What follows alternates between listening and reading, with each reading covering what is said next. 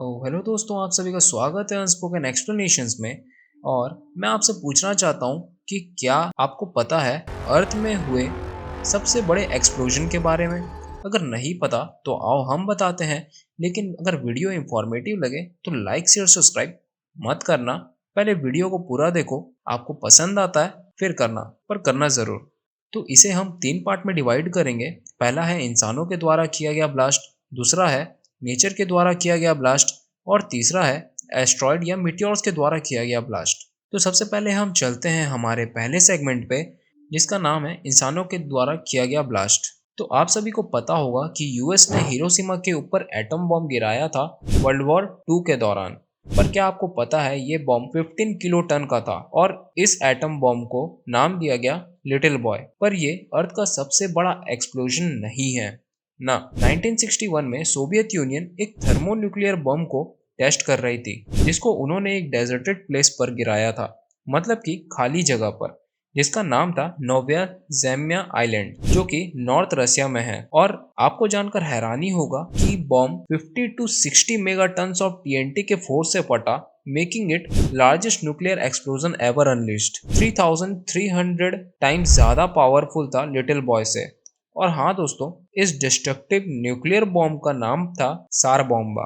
अब दोस्तों आ जाते हैं हमारे नेक्स्ट सेगमेंट पे, जिसका नाम है नेचर के द्वारा किया गया ब्लास्ट। तो दोस्तों अब बात आ चुकी है नेचर के ऊपर, और नेचर से ज्यादा पावरफुल कोई नहीं। अर्थ ने अपने अंदर से मेगा टन प्लस एक्सप्लोजन्स किए हैं।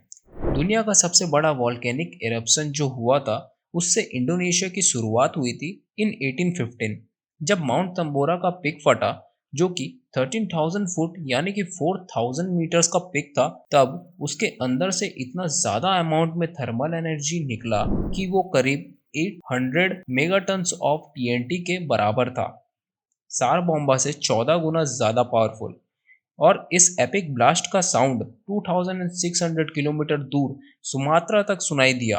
According to the geological society of London, mount Tambora के अंदर से जो मटेरियल निकले वो आसमान में एटमॉस्फेयर में ऐसे फैले कि सनलाइट, सूरज की किरणें तक उस जगह पर नहीं आ पा रही थी। और ये काफी था ग्लोबल कूलिंग को बनाने में, जिसकी वजह से पूरे साल समर नहीं आया इन 1816 अकॉर्डिंग टू नासा। और इसका प्रभाव कुछ ऐसा था कि उस साल समर के टाइम पर न्यू इंग्लैंड में स्नोफॉल हो रहा था और पूरे यूरोप में ठंडी बारिश हो रही थी। एक बार इमेजिन करके देखिए कितना भयानक होगा वो मंजर। और इस इरप्शन के वजह से कुछ और आने वाले सालों तक यूरोप को कोल्ड के टाइम पर बहुत ज्यादा कोल्ड विंटर्स बिताने पड़े, और साथ ही साथ कोल्ड समर को भी झेलना पड़ा। माउंट तंबोरा ब्लास्ट को VEI यानी कि वॉल्केनिक एक्सप्लोसिविटी इंडेक्स में 7 नंबर पे रखा गया था। अब आ जाते हैं हमारे लास्ट सेगमेंट पे, जो कि है एस्ट्रॉयड या मिटियोर्स के द्वारा किया गया ब्लास्ट।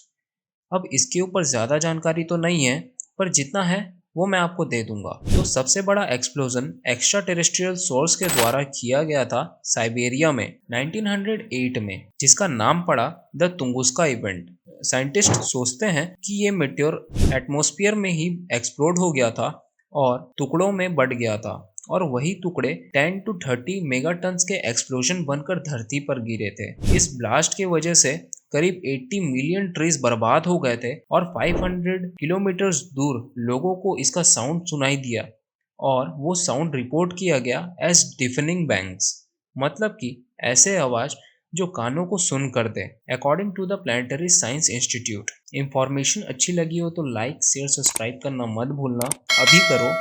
और वीडियो कैसा लगा, कुछ न्यू सीखने को मिला तो कमेंट सेक्शन में बताना।